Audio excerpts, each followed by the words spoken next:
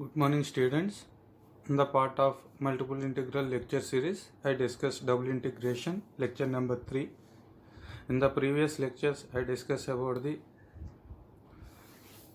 evaluation of double integration and different problems related to the constant limits and variable limits they given directly. Today we discussed the different type of example problems on double integration. So see here, I go through the problem. Evaluate the double integration over a xy dx dy, where a is the region bounded by x-axis x equal to 2a and the parabola x square is equal to 4ay.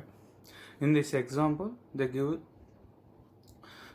a region A which is bounded by the three different lines. One is x-axis and the second one is x equal to 2a and the third one is the parabola. First of all, we identify the region here. So I try to draw the region what they given here. I go through the coordinate system xy plane. In the xy plane, first I am identify the region. First I can identify the x-axis, that is ox, and I draw the line x equal to 2a, x equal to 2a, and the third one is the parabola x square is equal to 4ay. Now this shaded region is the our required region. I try to find the integration over this particular region of xy. So here they didn't mention any order, so that's why you can go through any order of the integration. So I am following here. First I am writing x limits. So write x limits. X is varying from here origin. At the origin x equal to 0, your x is moving along the x-axis up to here. So on this particular line the value of x equal to 2a. So that's why I am writing the limits of x is x equal to 0 to x equal to 2a. For a fixed x, I am writing y limits. Y is moving from lower curve to upper curve. So you observe here from P to Q. P is on the lower curve. Your lower curve is x-axis. On the x-axis, the value of y is 0. In the same way, you observe at Q. Q is on upper curve. It will be placed on the parabola. So in this parabola, your parabola equation is x square is equal to 4ay. From that one you are writing y value, y is equal to x square by 4a. So y limits is y is equal to 0 to y is equal to x square by 4a. This is the way we can identify the limits of the double integration. Okay, so we go through the another way also. First you write y limits as a constant limits. After that you can write the x limits as a variable limits also. That is our choice. So I am following here. X is the constant limits and y is the variable limits. Now go through the solution of the problem. So write down I is equal to the double integration x equal to 0 to 2a. I can take the outmost integration of x and internal integration integral y is equal to 0 to x square by 4a xy dy dx. The internal integration with respect to y, now x treat it as constant. Now I am writing the integration of y here. So the integration of y is y square by 2 with under the limits y is equal to 0 and x square by 4a. Okay, now I replace the limits and x is keep it constant and I replace the limits at the place of y. When I am replacing the upper limit at the place of y, x square by 4a is replaced at the place of y. The resultant can be written as x power 5 by 32a square minus, and the lower limit is 0. If you are replacing y is equal to 0, so it is 0. So the remaining term will be changed into the form of x power 5 by 32a square. Okay, whenever they give the double integration, first I am calculating the internal integration here with respect to y. The resultant is changed in terms of x. It is a line integral and a definite integral. Now I am calculating the integration with respect to x. Now see here, 1 by 32 a square is constant right outside the integration. The remaining is integral x equal to 0 to 2a x power 5 dx, that is equal to 1 by 32 a square. Enough to write the integration of x power 5. The integration of x power 5 is x power 6 by 6 under the limits 0 to 2a. So just I am replacing the upper limit here at the place of x, that is 2a whole power 6 by 6 minus, actually the lower limit is 0, so entire value of this one is 0. So I am getting 1 by 32 a square 2a whole power 6 by 6. By simplifying this one, I am getting a power 4 by 3. Okay, so this is the value of double integration in the problem. So they given the area region A.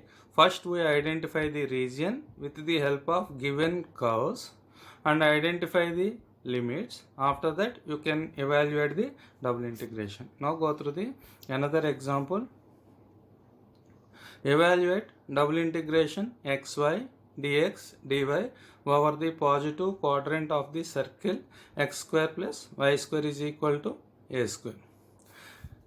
Okay, so first you draw the circle x square plus y square is equal to a square. So see here, so this is my circle in the positive quadrant in the xy plane. So our region is bounded by the positive quadrant and the circle x square plus y square is equal to a square. So this is my region now. Now I am writing the limits of the both x and y. First I am writing x limits. See here, so your x is moving from x equal to 0. X equal to 0 line is the left end of the region, and from x equal to 0 to your x is moving from x equal to a. Why? Because of your circle equation is x square plus y square is equal to a square. So the radius of the circle is a. So that's why this circle cuts the x-axis at a comma 0. So that's why I am taking here x equal to a. So your x is moving from x equal to 0 to x equal to a. So that's why I am taking x limits as x equal to 0 to x equal to a. Now I can take the limits of y. Now for a fixed x, I am taking the y limits from lower curve to upper curve of your region. On the lower curve, y value is 0, and the upper curve, your y value is y equal to root over a square minus x square. So by using these limits, I can calculate the integration now. Go through the simplification. Integration I equal to integral x equal to 0 to a integral y is equal to 0 to root over a square minus x square xy dy into dx. So first I am calculating the integration inside the square brackets with respect to y. When I am calculating with respect to y, x treated as constant. Now I am writing x here as a constant, and I am writing the integration of y square by 2 under the limits 0 to root over a square minus x square. Now the double integration x equal to 0 to a, and x is constant, 2 is also constant, just I am writing x by 2, and now I replace the upper limit root over a square minus x square, replace in y, so it will become as a square minus x square, and square and root get cancelled, so that's why I am writing a square minus x square minus the lower limit is 0, so at the place of y you can replace 0. So therefore the resultant can be written as 1 by 2 is constant right outside the integration, and integral x equal to 0 to a, and the remaining term is a square into x. I am writing a square into x minus x cube dx. Now it will be come under a single variable. Now I am calculating the integration with respect to dx. So 1 by 2 is constant, and a square into the integration of x is x square by 2 minus the integration of x cube is x power 4 by 4 under the limits 0 to a. So that is 1 by 2 into, just I am replacing the upper limit a is by replacing a here, so I am getting a power 4 by 2 minus, here also upper limit a power 4 by 4 minus, and the lower limit is 0 and 0. So by simplifying this particular term, I am getting 1 by 2 into a power 4 by 4, that is equal to a power 4 by 8. In these two examples, first I am taking the x limits. For a fixed x, I am writing the y limits as a variable limits. Okay, you can take the limits in the another direction also. First you can take y limits as a constant limits. After that you can take x limits as variable limits also. One more example. Evaluate double integration xy into x plus y dx dy over the region R bounded by the parabola y is equal to x square and the line y is equal to x. First we identify the region here. So I can go through the xy plane and I draw a line, that is y is equal to x, and once again I draw a parabola equation y is equal to x square. First now I identify the intersecting points and see here these two, I am represent two intersecting points here. One is 0 and the second one is L. So the straight line is passing through the origin as well as the parabola is also passing through the origin. So 0 0 is the one of the intersecting point, and also 1 comma 1 is the another intersecting point. So see here I am calculating here y is equal to x square and y is equal to x. Just I am replacing y is equal to x in the parabola equation. I can get x equal to x square. So by simplifying that one, x square minus x equal to 0, it can be written as x into x minus 1 is equal to 0. So x equal to 0 or x equal to 1. So this is x equal to 0 and x equal to 1. This is the way we can calculate the intersecting points of two different either line and curve or two curves. Okay, now I am writing the limits. First I am writing x limits. So your x is moving from left end to right end of the region. The left end of the region is x equal to 0 and the right end of the region is x equal to 1. So that's why I am writing x limits x equal to 0 to x equal to 1. Okay, for a fixed x, y moving from lower curve to upper curve, that means p to q. At p, this is a parabola. On the parabola, you have to write the value of y is equal to x square. So that is my lower limit of y. So I am writing y limit says y is equal to x square to upper limit q up to q. Q is on straight line. So there y is equal to x. So therefore your limits are x limits x equal to 0 to x equal to 1. For a fixed x, y limits are y is equal to x square to y is equal to x. Okay, this is the way we can write the limits of both x and y. So now I go through the simplification of the integration. Integral x equal to 0 to 1 integral y is equal to x square to x xy x plus y dy dx. The internal integration inside the square brackets with respect to y first of all, and x treat it as constant. Just I am multiplying xy into x, that can become as x square y plus the second term is x into y square. I integrate with respect to y. So x is constant. First I am calculating here x square into the integration of y is y square by 2 plus x into the integration of y square is y cube by 3 under the limits y is equal to x square to x.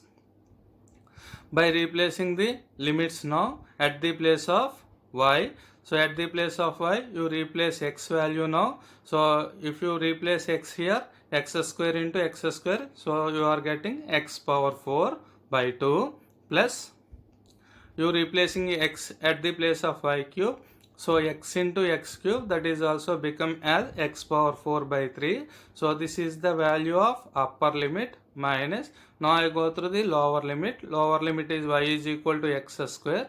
So you replace y is equal to x square. So it can be changed into the form of x power 6 by 2 plus x power 7 by 3 dx. By simplifying this one, so integral x equal to 0 to 1. By simplifying this one, you are getting 5 by 6 into x power 4 minus x power 6 by 2 minus x power 7 by 3 dx. So now it is completely in terms of x only. Now I can take the integration with respect to x only. The integration of x power 4 is x power 5 by 5. 5 get cancelled. I am getting x power 5 by 6, and the integration of x power 6 is x power 7 by 7. So it can be changed into the form of x power 7 by 14 minus the integration of x power 7 is x power 8 by 8. So it can be changed into the form of x power 8 by 24 under the limits 0 to 1. So by replacing the upper limit, so I am getting 1 by 6 minus 1 by 14 minus 1 by 24. So and the lower limit is 0.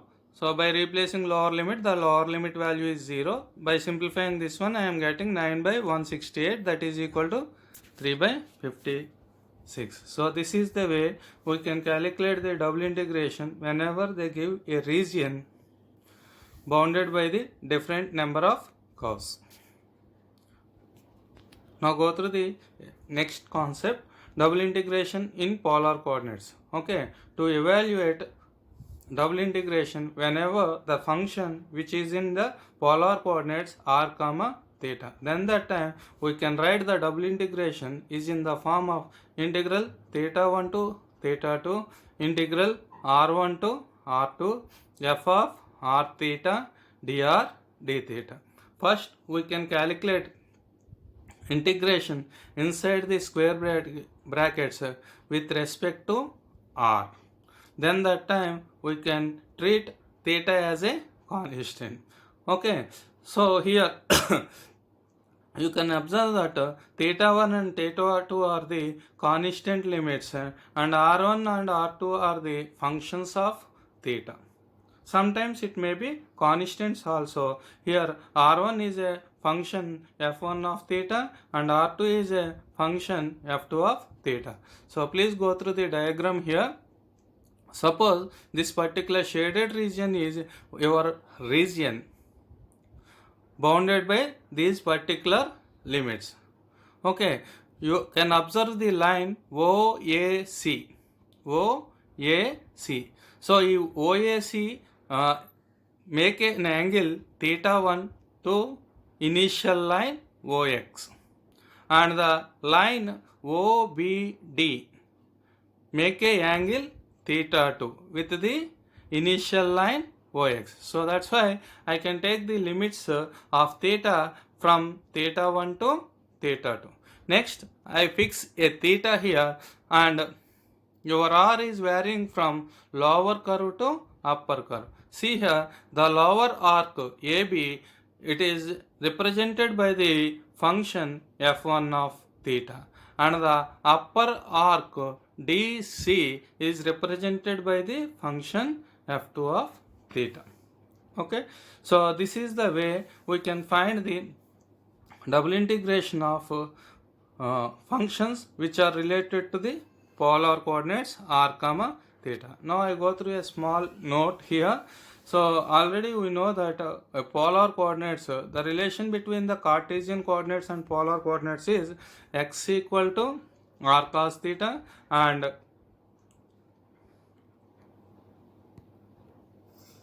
x equal to r cos theta and y is equal to r sin theta. That is the relation between the polar coordinates and Cartesian coordinates. I try to give an example of a circle equation in Cartesian coordinates. Here x square plus y square minus 2fy is equal to 0. I can take an example of a circle equation in Cartesian coordinates. The specifications of this particular circle is the equation of the circle passing through the origin. This particular circle is passing through the origin and center on y-axis, especially positive y-axis. So this equation represents a family of circles passing through the origin and center on y-axis. Now just I am writing the circle equation in terms of polar coordinates with the help of x equal to r cos theta and y is equal to r sin theta. So x square plus y square can be written as r square. Why? Because of x square plus y square is equal to r square cos square theta plus r square sin square theta. R square is common. R square into cos square theta plus sin square theta, that is nothing but 1. So finally I am writing x square plus y square is equal to r square minus 2 into f into y. Y is nothing but r sin theta.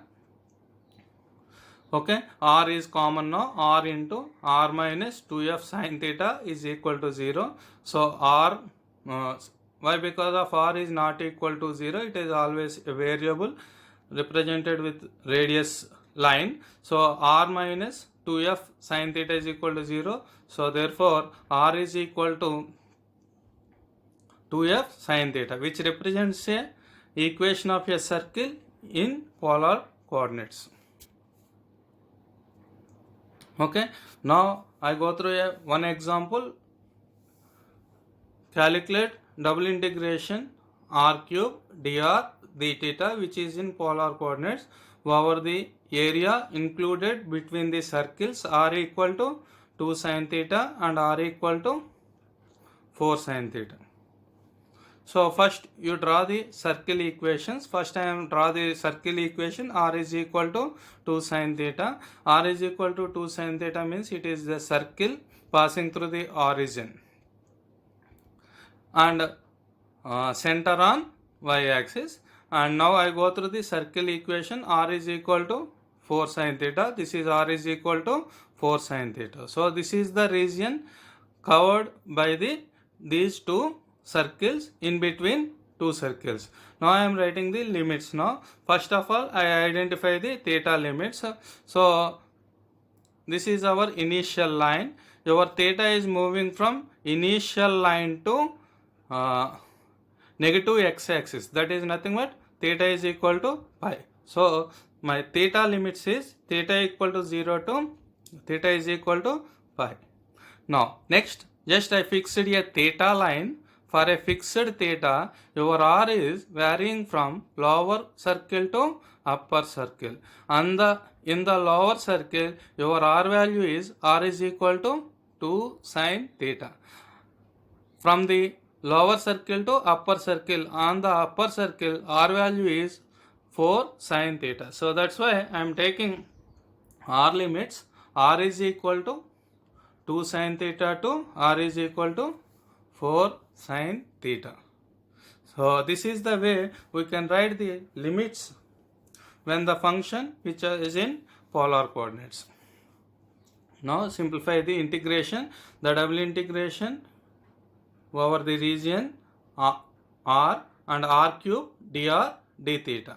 So first I am writing the outmost integration under the limits theta is equal to 0 to pi, and the next successive integration under the limits r is equal to 2 sin theta to 4 sin theta r cube dr d theta. I can calculate the internal integration with respect to r. Theta, treat it as constant. There is no theta, so don't worry about that one. Enough to write the integration of r cube.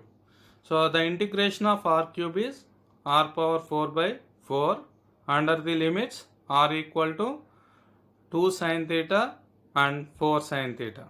First I am replacing upper limit 4 sin theta at the place of r. So 4 sin theta whole power 4 by 4 minus lower limit is 2 sin theta